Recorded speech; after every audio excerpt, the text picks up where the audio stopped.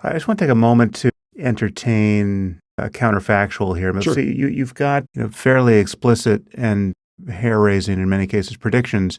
What would have to happen for them not to be true? I mean, let's just take 2 points here. You take the bearishness on Europe or on China versus the bullishness on America. Let's just say that the opposite is the case. Sure. Europe thrives, China thrives, and America stagnates. What is the scenario that could make such a thing happen, which is to say falsify those 2 core predictions? There's 2 moving parts which are difficult to predict that in theory could deflect my forecast significantly. The number one is the countries who have agency. In a world where trade works, you have to have a semi-militarized system to ensure that civilian traffic on the seas can go wherever it wants to, whenever it wants to. And if the United States decides to use its agency to protect this system, regardless of what it thinks about getting in return, then the United States can inject life into this system to a degree. We can't do it on a global basis. We no longer have the naval forces for that. But we could choose to stabilize 1 or 2 regions. And we would have to choose. Is it going to be Western Europe? Is it going to be East Asia? Is it going to be South Asia? Is it going to be the Middle East? We're going to have to pick. And based on who we choose, that will deflect the future for that region. And that in turn may have second order effects that benefit some other regions. So, watch the Americans. If we decide not to go as populist and nationalist as we seem to be on both sides of the aisle, that matters a great deal.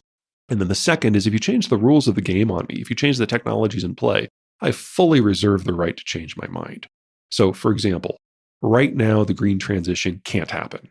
The materials that we need to do it don't exist. We have never doubled the output of any raw material that was already in use in a decade period ever in human history.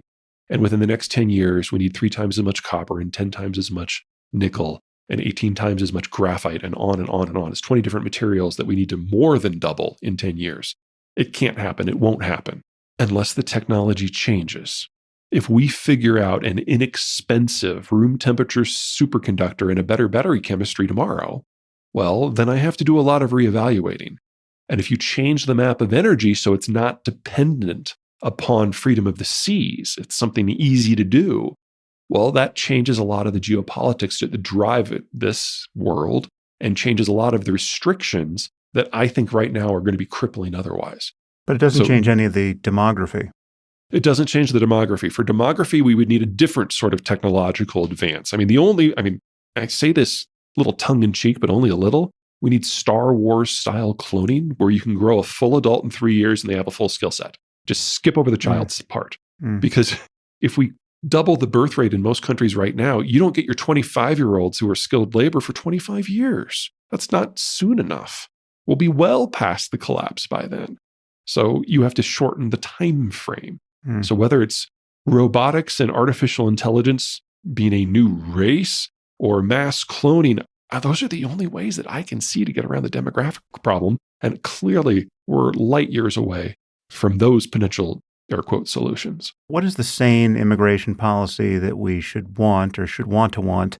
And what are the prospects of actually having a defensible southern border and northern border for that matter, wherein we actually know who's coming into the country and we can let in who we actually want in? The trick is to have an immigration system that incentivizes cooperation with authorities as opposed to penalizes it. Under the Trump administration, we basically blocked all routes to legal migration, leaving only illegal migration as an option to get in. And that overwhelmed the system and made it impossible to cope with the influx. And before you condemn Trump for that, keep in mind that the Biden administration has not changed a damn thing in that regard. Illegal migration remains basically blocked completely.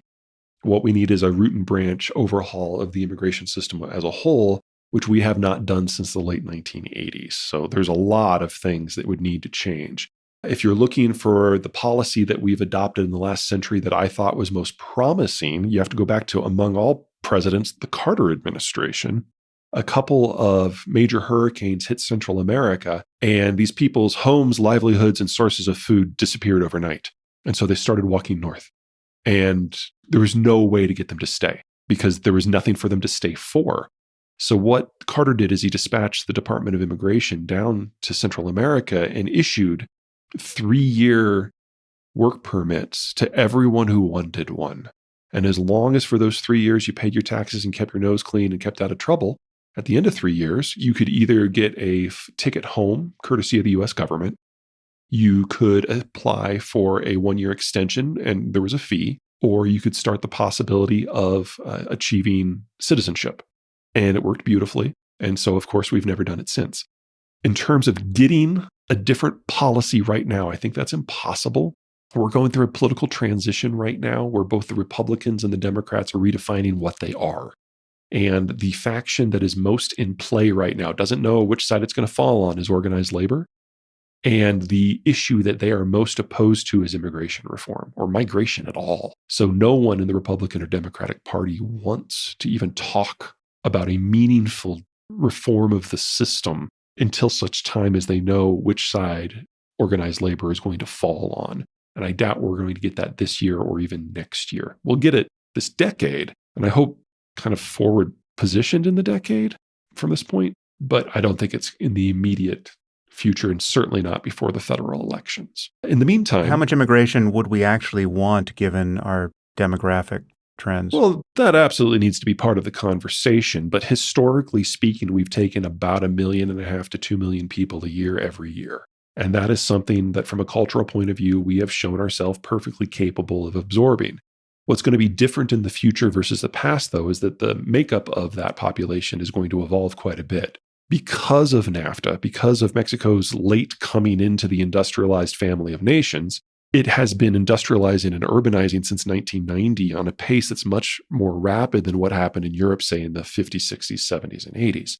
And that means that the birth rate in Mexico has plummeted. And it's gotten to the point that starting about 15 years ago, net migration from Mexico to the United States went flat. So for the better part of 50 years, the immigration story was a Mexico story. In the last 15 years, it's changed from a Mexico story to a Central American story. But there was also a free trade agreement with the Central Americans that it was implemented in the early 2000s called CAFTA, which means that the birth rate in Central America has also been plummeting. So by the end of this decade, the Central Americans will follow the Mexicans' footpath and not have enough young people to send north. So if we don't get meaningful immigration reform, the next phase of our immigration inflows is, well, we already know what it looks like because it's started, but it's going to become much more intense. It's not going to be our southern neighbors walking north. It's going to be people in distress or people who are fleeing from all over the world, just entering through the southern border because it's more porous. We haven't yet begun to process what that means for us culturally, because the Hispanic influx, the Mexican influx, has changed America, but it's changed in a way and at a speed and with a single point of input that I think we've all been able to manage more or less. And I think one of the great things that Donald Trump did do was convince most of the people in his political camp that the Mexicans are part of the family now. That was significant. I did not see that coming. But what happens when it's Indians and Chinese and Rwandans and Angolans? Because that's the direction we're moving. It's a much more complicated picture culturally, politically, from a law enforcement point of view. It's not an issue of just sending people back across the border if you decide you want to close it because they're not from there. And again, we need to have that conversation before we get to that point. Do you think it's actually practically impossible to have a border that is impervious to illegal immigration? Oh, it absolutely is. One of the things we discovered under the Trump administration is if you try to build a wall, the first thing you have to do is build construction roads across the Chihuahuan and Sonoran deserts to reach the border. And what you have done by building those roads is obviate half of the greatest natural barrier in the continent. An unpatrolled border is much more secure at keeping out illegal migrants than one that is fortified, because to fortify it, you have to build the infrastructure that allows the people to cross. It's a little ass backwards, but it holds. Donald Trump will go down in his history as the most pro-illegal migrant president we've ever had. And that will not be among his chief flaws. Speaking of that feels like a trap. I'm going to go with a no comment on that one. Well, I'm going to drag you into the morass with me, because the next question is about the 2024 presidential election.